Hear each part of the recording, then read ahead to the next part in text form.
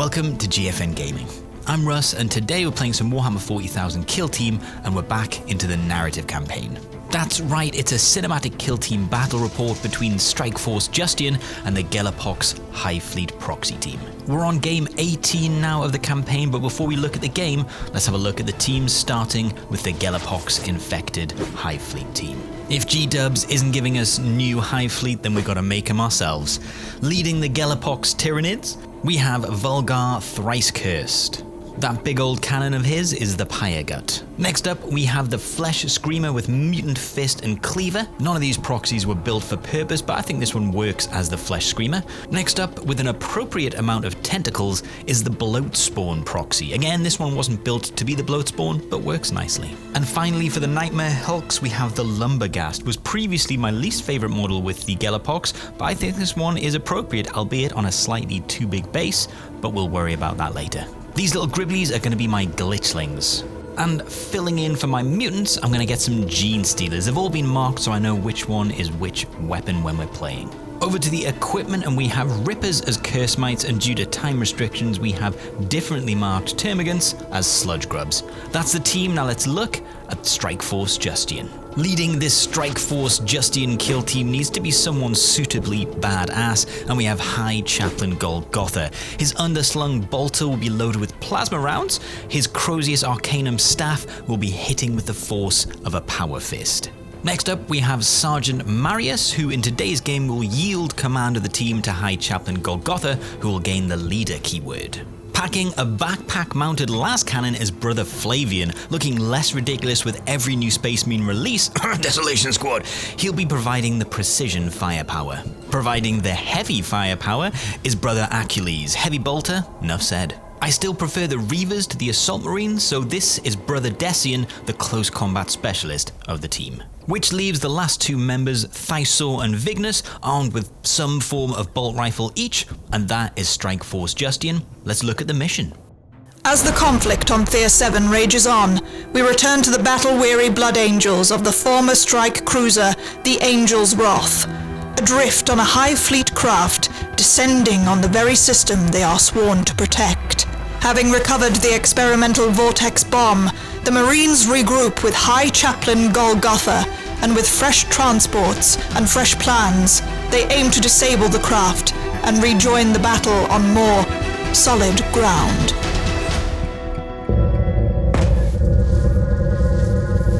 I'm no tech editor, gamers, but how the hell are we flying? It appears this hive craft secretes some sort of gas that... I'm not sure either, Gabriel. Seems this Xenos thing has its own atmosphere. Balfour thinks it's alive. Quite something. I'm just glad we have the bomb and we're on the move again. And a plan. It's a miracle High Chaplain Golgotha found us at all, let alone with transports. I thought he was on Tier 14 anyway. No, that was High Chaplain Demriarg.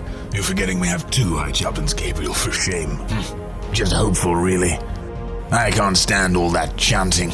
They're all so somber. None of them are fun in combat. Yes, well, Golgotha here will be transporting the bomb to the detonation site. We're heading on to the muster point. If this all goes to plan, the bloody tide will pick us up on redirect before the bomb detonates, opens a gateway to wherever, and... honestly, the AdMech weren't very forthcoming on what the hell this bomb actually does. Well, let's not still be here when it does. Agreed. So, High Chaplain Golgotha, eh? I almost feel sorry for the bugs. He's talking big, Gabriel. Quite. Even for an Astartes. I used to have a regular sparring session with the High Chaplain in between deployments on the Angel's Wrath. That must have been quite humbling, I'd imagine. I got the better of him once or twice, Gabriel. Give me some credit. Really? Well, we're within comms range of their transport. Why don't we ask him how many times it was you got the better of him? You know, just for the record, eh, Arcamus? This is why no one likes you, Gabriel. By terror, having to spar with the High Chaplain. I don't envy you that, Arcamus. You know, I wouldn't blame you if you orchestrated this entire situation just to avoid those sparring sessions, Arcamus.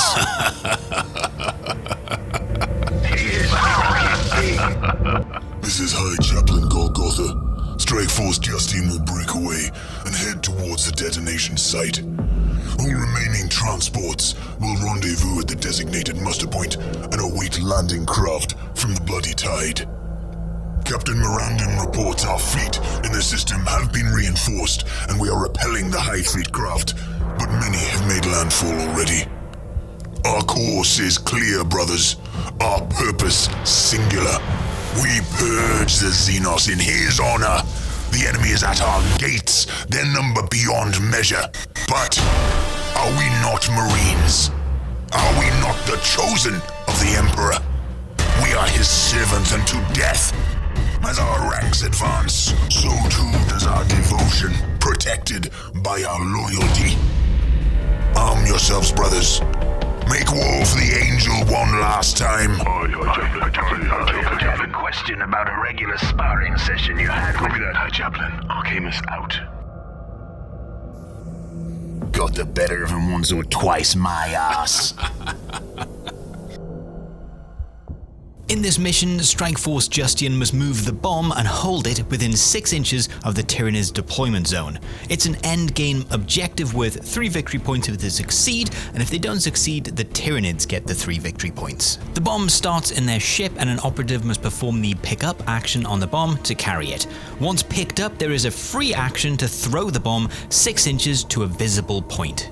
However, on a 4+, the bomb explodes as it lands and the mission is an auto fail. They get a -1 modifier into the roll though if they throw it to a friendly operative. TAC ops are in play and will be revealed as and when they are in the course of the game. Strike Force Justian placed 2 barricades, the Tyranids placed none, but resolved 2 recon dash moves instead. That's the mission, let's get straight in to this game, Game 18. High Chaplain Golgotha of the Blood Angels surveys the kill zone. The rest of his forces muster at the far side of this alien craft. But before he can join them, he has one final task. With his hand-picked squad, he must deliver the payload, an experimental vortex bomb. Hopefully, this untested weapon can delay or destroy the invading High Fleet. If not, there is little hope for the system. Here is as good a place as any for a last stand.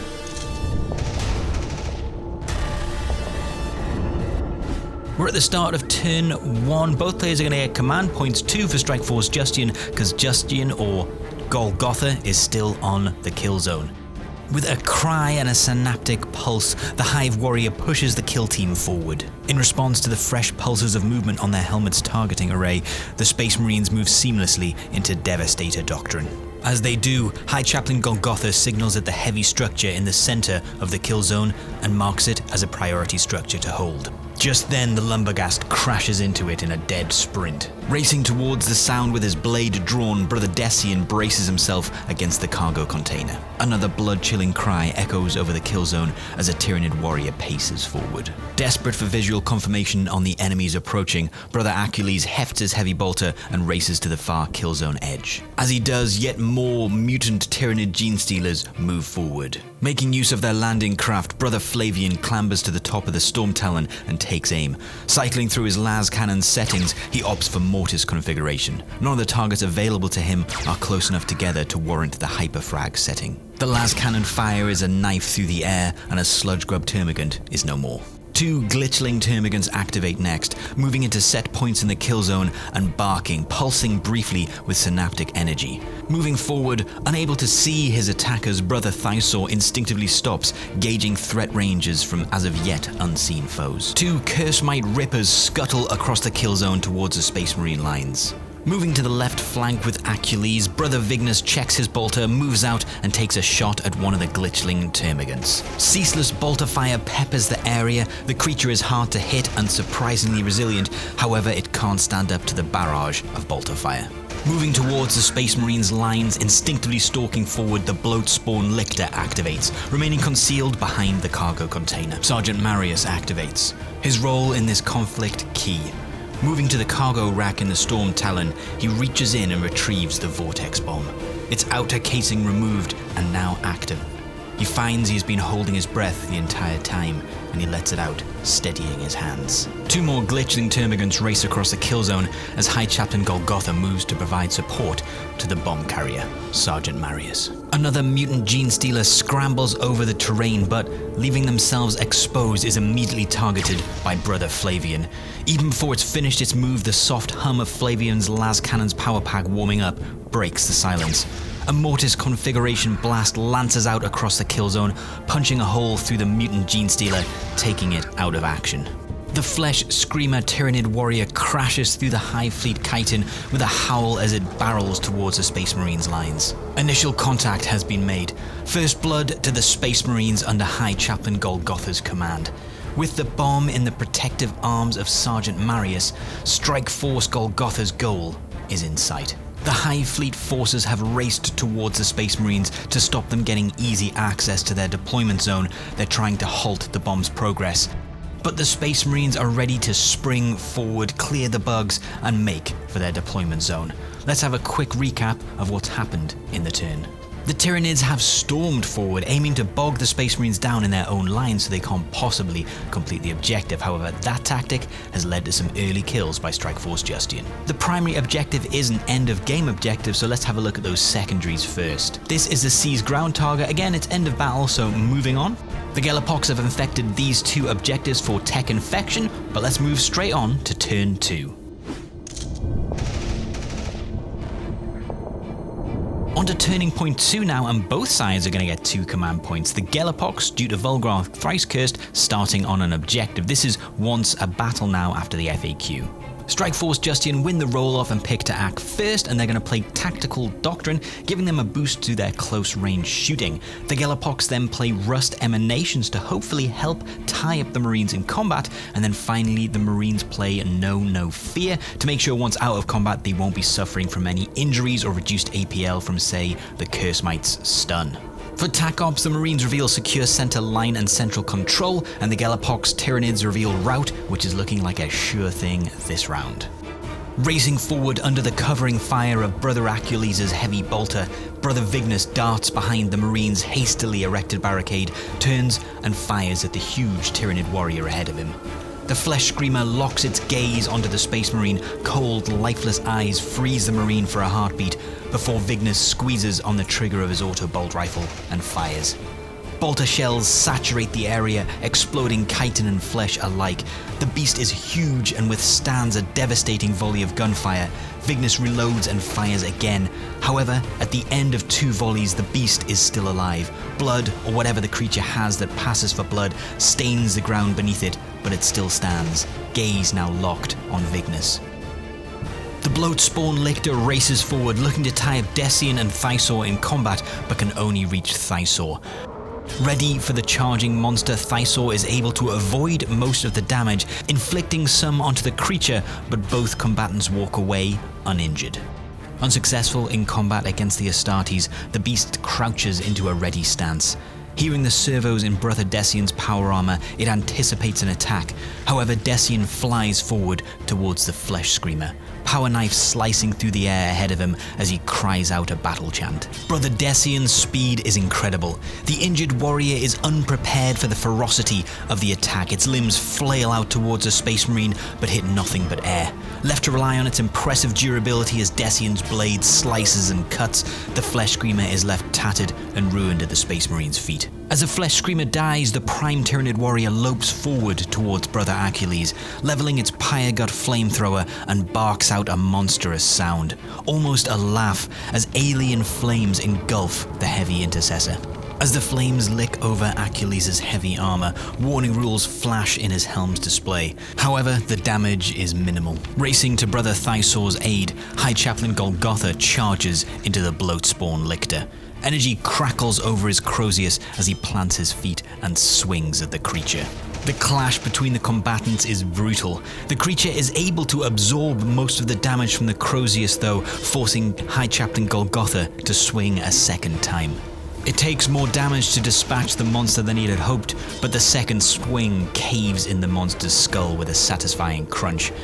As it does though, the monster's body begins to convulse wildly. Swelling in size rapidly, it then explodes, showering both of the Space Marines in the beast's own corrosive blood. 2 mutant gene stealers activate next. One moves forward to pressure the Space Marines' lines, whilst the other hangs back, infecting a formation of chitin. Having now recovered from the alien flame attack, Heavy Intercessor Brother Achilles aims his heavy bolter at the lead Tyranid warrior and fires.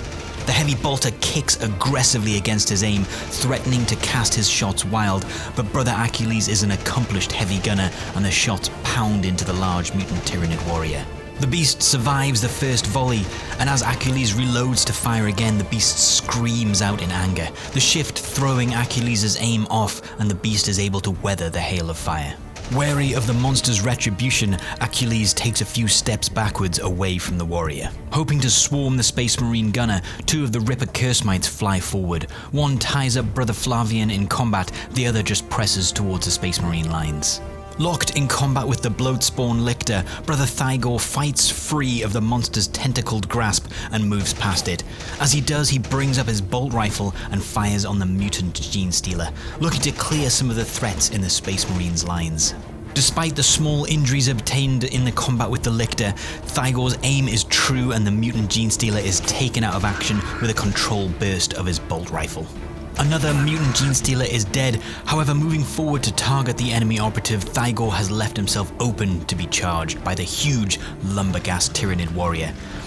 As his aim moves past the downed Gene Stealer, he sees chitinous spikes push through the skin of the beast ahead of him as it launches into a devastating spiked charge. Thygor recovers from the charge enough to fight back against the crushing fists and gets the better of the combat, however, isn't able to fully destroy the monster. With Tyranid warriors crashing into the Space Marines' lines on all sides, Brother Flavian activates from his vantage point on the Storm Talon. With a well-placed kick, Brother Flavian dispatches the Cursemite Ripper with ease before calibrating his las cannon to target the Tyranid Prime. Dialing in the power levels, he sets once again for a Mortis configuration las blast and fires. The las cannon's power pack hums into life and a lethal spear of las fire crashes into and through the thrice-cursed Tyranid warrior. It struggles to remain standing but loses the battle and falls to the floor defeated. As the lead Tyranid warrior falls, 2 of the glitchling termagants move forward, staying in cover. Starting to move the bomb forward, Sergeant Marius moves past High Chaplain Golgotha. As he does, he shifts his bolt rifle into one hand, casually aims at the Ripper Cursemite, and shoots. A few shots hit home, and the Ripper is no more. With the Ripper dead, Marius surveys the kill zone, the vortex bomb in his hands yearning for the enemy's drop zone. In the last activation, the last glitchling termagant scrambles over a chitinous structure and pads forward.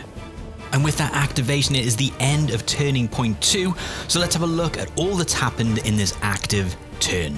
Here is the movement. The Gellerpox are still doing a great job of stopping the Space Marines moving too far forward, however they have yet to kill a single operative. The main objective is to get the bomb within 6 inches of this area, but let's have a look at the secondary objectives. Strike Force Justian don't currently have seize ground, but it's an end of game objective, and they did reveal secure central line and central control, but didn't score any of them this turn.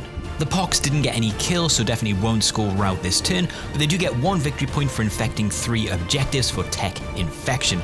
So let's move straight in to turn 3.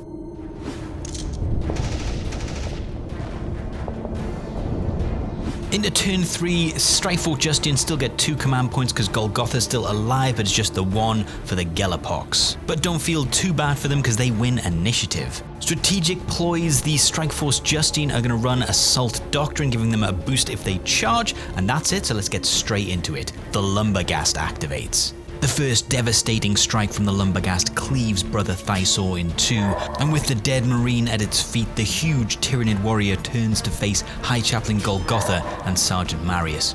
Once again, spikes of chitin push through the warrior's flesh, and the beast breaks out into a charge. With the damage already inflicted from the charging monster, the huge warrior focuses on the High Chaplain. Now unable to withstand a single hit, Golgotha is laid low by the monster, who, in an act of frightening onslaught, begins to attack the sergeant also. The combat is brutal, however Sergeant Marius puts up a brave fight, fending off the attacking Hulk whilst also getting in some damage himself. At the end of the combat, both operatives are severely injured and close to death. Still clinging to the vortex bomb with one hand, the other now clamps to his side to stem the flow of blood long enough for his Astartes physiology to mend the cuts. Marius's vision blurs. Now in command, he shouts an order for Brother Decian to clear a route for the bomb. Crashing into a glitchling termagant, Decian spins his blade in his hands, readying his bolt pistol to fire on the second termagant. However, in his distraction, his strikes against the first termagant fail to connect, and Decian finds himself in a prolonged combat, with a foe not quite ready to yield.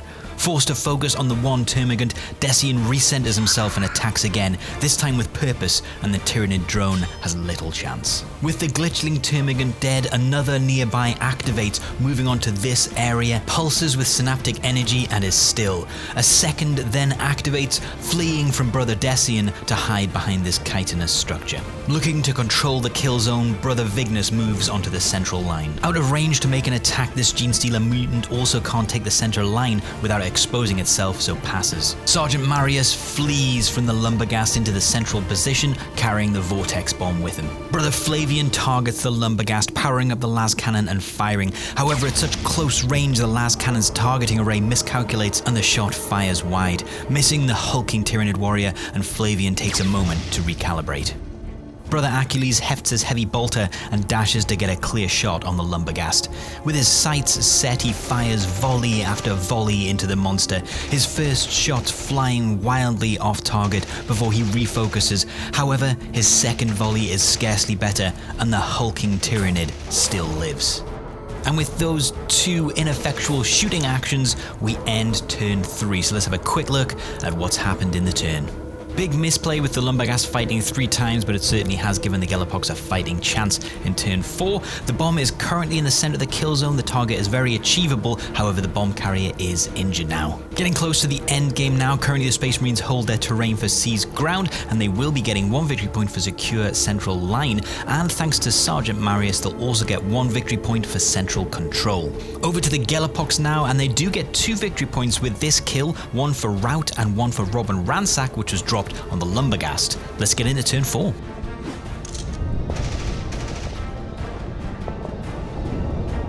With Golgotha out of the game now, it's just 1 command point per team as we start turn 4. The Gellerpox Tyranids do get the initiative, which seems pretty big. No strategy ploys played, so let's get straight into the move. Once again, the Lumberghast Tyranid warrior charges after Sergeant Marius, following the trail of blood left by the retreating Space Marine. The huge Tyranid slams the Space Marine into the chitinous structure behind him, taking the Sergeant out of action without needing to fight. With the vortex bomb now out in the open and the mission looking like a failure, Brother Flavian abandons his vantage point and charges the heavily injured Lumberghast. A single strike is all that is required, and the monster finally falls. However, the death of the Lumberghast does not mean success for the Space Marines. Brother Flavian must act. He scoops to pick up the vortex bomb and scans the squad array to locate his remaining brothers. Seeing Decian's positions ahead of him, he throws the vortex bomb. The bomb flies through the air and crashes into the dirt by Decian's feet, and is silent.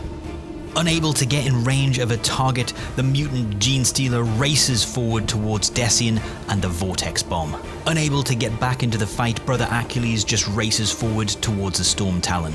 With nothing left to do, the last 2 remaining glitchling termagants huddle together on the central line. With a heavy sigh of relief, Decian dashes forward, scooping up the vortex bomb as he goes, and then darts back towards the Gellerpox's lines and the bomb's detonation site. With the bomb now at its destination, Brother Vignis moves forward to provide covering fire for Decian's retreat, taking out a mutant Genestealer with a volley from his bolter. He then races forward to seize the ground in the center of the kill zone.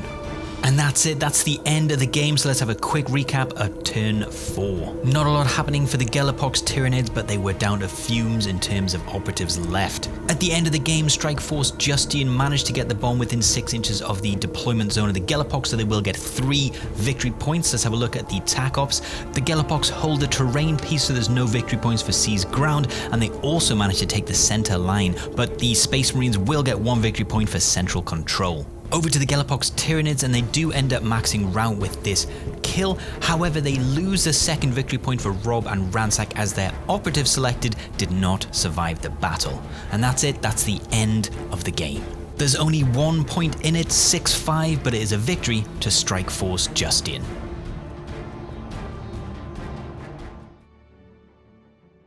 The site's prepared. Are you sure you can pull this off? I've risked a lot to get us this far. Of course I can. Opening the portal now is almost instinctual. I'm surprised the fabric of reality hasn't split on its own. The warp's in turmoil. It's almost unbearable.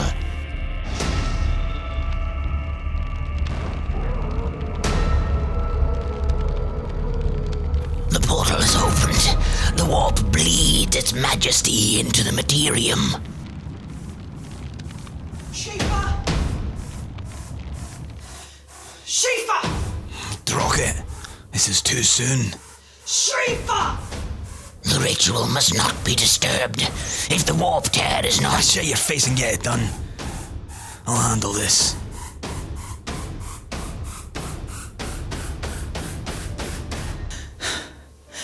Schaefer. Hello, Lily. Don't. So, how much do you know? Only that you gave the enemy our position. The rest, I'm learning now. I guess that's enough. Why? Why do this? I don't owe you an answer. I don't owe the Imperium anything. You owe me your life, Schaefer. Many times over. And that is what I will take in lieu of an answer. Don't be giving it the big ones with me, Lily. I know you. Don't you forget that. You came alone, didn't you? Couldn't you believe the truth you'd been given? I could never turn on you. You needed to confront me, alone. And now here you are. Alone. You're a traitor. Aye. And you're a damned fool. Sisters! Drog. We have uncovered the serpent at the heart of this rebellion, and it has tangled itself into the very core of us. Of me. Sisters, the Imperium is betrayed. We are betrayed.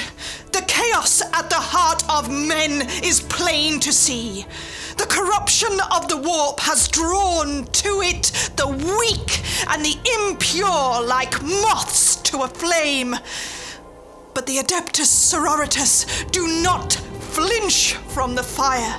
We do not balk at the heat of its uncompromising fury. We steel our hearts and we drive our fist into the inferno. And with the light of the Emperor in our veins, we forge a weapon strong enough to smite the fell touch of chaos wherever it seeks out the pathetic scum that flock to its false promises. The blood we spill was once that of comrades, of our most cherished friends. No more. Schaefer, damn you for this. I'll make it quick. Big words. Let's see you do something about it. Kill them all.